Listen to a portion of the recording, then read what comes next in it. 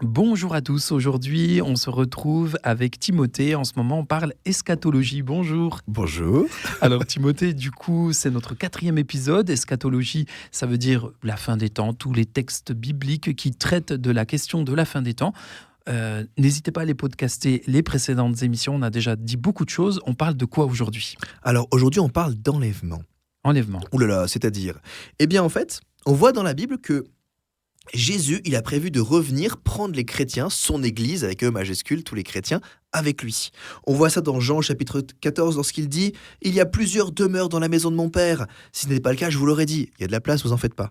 Je vais vous préparer une place, et lorsque je m'en serai allé et que je vous aurai préparé une place, je reviendrai et je vous prendrai avec moi. » Donc Jésus qui veut revenir nous prendre avec lui. Et il y a un texte qui nous parle beaucoup de ce sujet de l'enlèvement. Dans 1 Thessaloniciens au chapitre 4, dans le Nouveau Testament, ce texte il dit « Ensuite, nous les vivants qui serons restés, nous serons tous ensemble enlevés avec eux sur des nuées à la rencontre du Seigneur, dans les airs, et ainsi nous serons toujours avec le Seigneur. » Ouais. Je précise tout de suite que beaucoup interprètent ces textes de la Bible en pensant que vers la fin des temps, il y aura plusieurs personnes comme ça qui seront littéralement enlevées de la terre, C'est ça. iront directement au ciel. En gros, quelqu'un qui est en train de conduire, il conduit plus et il est enlevé. Et que, d'autres personnes resteront. C'est comme ça que... Alors, il y a deux possibilités. Ouais. Première possibilité, avant la fin du monde, avant le retour de Jésus, il y a une période où Dieu, pof, il revient et il reprend les chrétiens avec lui. D'un coup, tous les chrétiens sont enlevés avec lui dans les airs. Et les autres, ils vivent normalement sur terre. C'est pour ça que certains parlent de l'enlèvement secret. Il y a le mot enlèvement secret. Secret parce que tout le monde n'est pas pris, il y en a qui restent sur terre. Et il y a encore une période avant la fin du monde. Deuxième possibilité, celle que moi je vais vous proposer, je vais vous expliquer pourquoi, parce que ça colle vraiment avec le reste de la Bible. Deuxième possibilité, l'enlèvement, c'est le moment juste avant la fin du monde.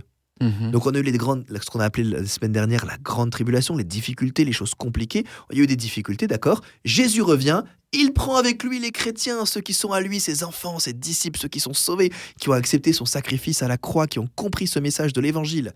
Et c'est le jugement final, donc des justes et des injustes. D'accord, ok, ouais. Donc il y a deux finalement possibilités. La grande question, c'est quand est-ce qu'on met l'enlèvement? Quand est-ce que les chrétiens sont enlevés? Est-ce à la fin du monde ou est-ce que c'est avant? Pour vous illustrer un petit peu ça, il y a des gens qui croient que l'enlèvement, ce sera, on va dire, secret, que ce sera un temps bien avant la fin du monde. Et notamment, il y a des gens dans un institut théologique de John MacArthur, un théologien très célèbre, qui est mort récemment, et ils ont voulu faire une blague à un de leurs amis. Petite anecdote, petite histoire rigolote. Histoire vraie? Je crois que c'est une histoire vraie. À vérifier, parce que je ne l'ai pas vérifié depuis longtemps. D'accord. J'ai pas envie de vous dire de bêtises, mais je crois que c'est une histoire vraie. Et donc, il y a des gens dans un institut qui ont voulu faire une blague à un de leurs amis. Ils se sont dit, tiens, il dort très profondément, on va tous lui faire croire qu'on a été enlevé et pas lui. Et donc, ils mettent des pyjamas sur leur lit, mais ils mettent juste les habits, comme s'il y avait quelqu'un dans le pyjama, puis pouf, la personne avait disparu, avait laissé ses vêtements. Ils font exprès de montrer des choses de disparition soudaine, comme un seau qui serait tombé par terre, ou j'en sais rien, que des choses comme ça. Et puis, ils sonnent un grand coup de trompette, parce que le texte, vous verrez plus tard, nous parle à la sonnerie d'une trompette, ce sera justement la venue du retour de Jésus. Et donc, il sonne une grande trompette. Le gars se réveille et voit que tous les habits sont là et que les gens sont plus là. Il dit, oh là là, c'est l'enlèvement. Ils sont partis sans moi. Il va dans un couloir, il voit personne, tout le monde s'est caché. Et il tombe sur MacArthur lui-même, qui ne savait pas qu'il y avait une blague qui était en train d'être faite, qui arrivait, qui passait par là. Et il dit, quoi ? Vous aussi? Oui, parce que dans cette interprétation-là, ça veut dire qu'on est des mauvais chrétiens, on va dire ça comme ça, C'est ça. si on n'a pas été enlevé. Donc, C'est ça. le théologien lui-même n'a pas été enlevé, quoi. Voilà, bon, c'est une blague, c'est une boutade évidemment, mais tout ça pour dire que on nous parle, donc dans plusieurs passages, notamment dans 1 Thessaloniciens chapitre 4, c'est vraiment le texte clé, d'un moment où les chrétiens sont enlevés auprès de Jésus. Alors, grande question, ça arrive quand? On en parlera plus tard. Mais déjà, ce que moi je vous propose, c'est de vraiment se dire, il faut que je prenne toujours l'entièreté de la Bible et que les passages clairs expliquent les passages les plus difficiles. Et donc, mon point de vue, c'est que cet enlèvement, c'est au moment de la fin du monde. Parce que sinon, ça nous créerait plusieurs retours de Jésus. Jésus revient prendre les siens, puis hop, c'est pas fini, il revient une dernière fois pour un jugement final. Ce qui fait un double retour de Jésus. Alors que qu'est-ce qu'on dit aux gens qui souffrent? Quand Jésus revient, c'est la fin de toute chose, c'est le jugement final. Donc moi, je propose plutôt cette interprétation-là, où on est enlevé vraiment du coup, quand les chrétiens sont enlevés vraiment, quand c'est la fin du monde. Alors, pour faire un petit peu de chronologie, ça voudrait dire que Alors, ça voudrait dire que... c'est moi, petit Benjamin, je Pas si petit que meurs. ça. Je meurs et en fait à un moment donné je ressuscite en Jésus-Christ, on va dire ça comme ça, et justement c'est à ce moment-là qu'il m'enlève Voilà. pour m'amener dans sa demeure, justement par rapport au verset de la Bible que tu as dit. Il y a plusieurs demeures et je vous prendrai, je vous enlèverai avec moi. J'interprète bien? Non, c'est exactement ça. Il y a finalement 2 types de personnes qui sont enlevées, ceux qui sont encore en vie au moment de l'enlèvement, qui sont enlevés physiquement, et les autres, par transformation, qui ressuscitent, c'est écrit dans le texte, ressuscités ensemble, donc ils ressuscitent, comme nous dit 1 Corinthiens 15, avec un corps nouveau, un corps céleste, la résurrection, et qui du coup sont enlevés par Jésus. Moi, je pense vraiment que c'est la fin du monde, que tout ça, c'est un même événement. Jésus revient, il prend les siens avec lui, il revient juger le monde. Alors, il y a plusieurs petites choses à comprendre sur l'enlèvement qui sont vachement intéressantes. Déjà, j'ai une image qui me plaît, c'est qu'on est enlevé dans les airs. Or, de la Bible, le mot air, elle l'attribue beaucoup à quelqu'un d'autre, elle l'attribue au diable, qu'on appelle le prince de la puissance de l'air. Pourquoi de l'air ? Parce qu'on a l'impression qu'il est un peu partout, qu'il essaie d'embêter un peu tout le monde, qu'il essaye d'influencer un peu tout le monde, qu'il essaye d'avoir un impact sur beaucoup de peuples, sur beaucoup de personnes, et qui veut faire du mal à beaucoup de gens. Et donc ce prince de l'air qui est là vraiment sur Terre, qui profite malheureusement du temps de la patience de Dieu pour faire du mal, eh bien, c'est le prince de l'air, c'est le diable. Et pourtant, Jésus, il écrit qu'il nous reprend dans les airs. Un petit peu comme un pied de nez au diable, pour lui dire « Ah, c'est ton QG, c'est ton nom, c'est toi ?» Eh ben moi, j'ai la victoire même sur ce que tu représentes.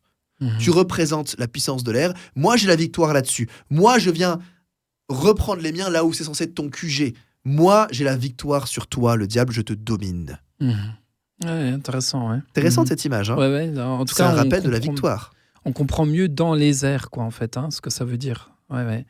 C'est intéressant. Ouais. Donc c'est un rappel vraiment de la victoire, cette victoire qu'on a. Alors, à ton avis, mon cher Benjamin, est-ce qu'il faut attendre la fin du monde pour vivre la victoire ? Ou alors est-ce que Jésus a déjà vaincu ? Ah ben là, Jésus a... Oui, bien sûr, Jésus a déjà vaincu. Oui, ça c'est clair, oui. C'est compliqué à comprendre parce que quand on voit le monde aujourd'hui avec beaucoup de choses mauvaises, on se dit que Jésus n'a pas déjà vaincu. Mais ce que Jésus a fait à la croix est déjà une victoire, c'est déjà suffisant pour nous assurer la vie éternelle auprès de lui si on croit en son sacrifice à la croix. C'est déjà suffisant pour nous changer complètement, totalement par la présence de Dieu en nous, ce qu'on va appeler le Saint-Esprit.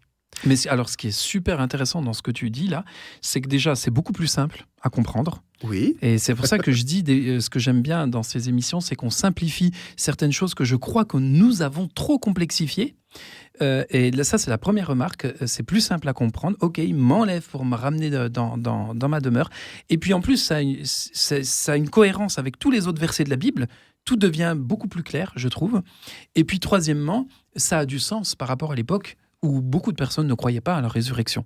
Beaucoup ne croyaient pas qu'il était possible de vivre une autre vie, surtout dans un ciel pour eux très hypothétique. Oui. Et là, de dire que Jésus va justement nous enlever pour nous ressusciter en fait dans un corps tout nouveau et qu'en plus il nous prépare une demeure, eh bien, ça a du sens et ça a de l'importance pour le fait que le Paul le rappelle en leur disant attention, c'est comme ça que ça va se passer. Oui, dans 1 Corinthiens chapitre 15, Paul, il n'arrête pas de parler de la résurrection comme un événement important qu'on doit vivre et dans lequel on doit espérer. Donc complètement, toute la Bible se recolle.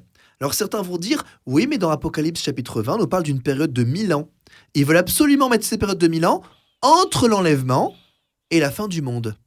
Eh bien, là où je ne suis pas tout à fait d'accord, c'est qu'on va parler plus tard, dans d'autres émissions, de cette période de 1000 ans, qu'on appelle le millénium, et on se posera la question, est-ce que vraiment, ça, cet endroit-là, est-ce que ça représente vraiment 1000 ans ? Ah oui. Oui, c'est-à-dire que beaucoup de personnes interprètent, donc c'est-à-dire ils se disent, ok, à un moment donné, vers la fin du monde, il va y avoir un enlèvement, donc il n'y aura plus du tout de chrétiens, et puis justement, à cette période-là, il va y avoir une sorte de période de 1000 ans, comme ça, qui va se dérouler avant la revenue avant la venue de Jésus-Christ et la fin du monde total. Il y a des gens qui interprètent ça comme ça, c'est ça ? C'est ça. Alors que finalement, le fait que l'enlèvement commence par la résurrection, comme on l'a vu dans 1 Thessaloniciens 4, eh ben ça montre qu'il y a de fortes chances que ça corresponde vraiment au jour du jugement final, la résurrection des justes et des injustes.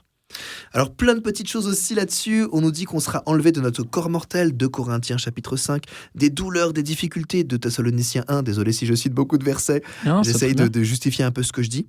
Et vraiment l'idée c'est que le Seigneur, l'époux, celui qui se marie avec son église qu'on appelle l'épouse, c'est une petite image du mariage, eh bien il reviendra pour prendre avec lui son église et nous enlever du pouvoir du diable, de la persécution, de la présence de la mort, de la présence du péché, tout ça pour nous prendre, nous les chrétiens, nous ceux qui ont suivi Jésus auprès de lui. Mhm.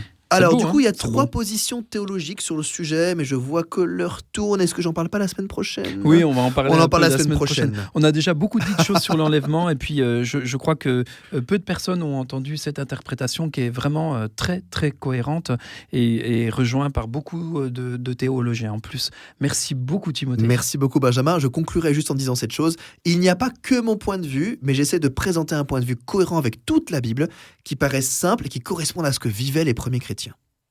Merci beaucoup Timothée. À bientôt. À bientôt.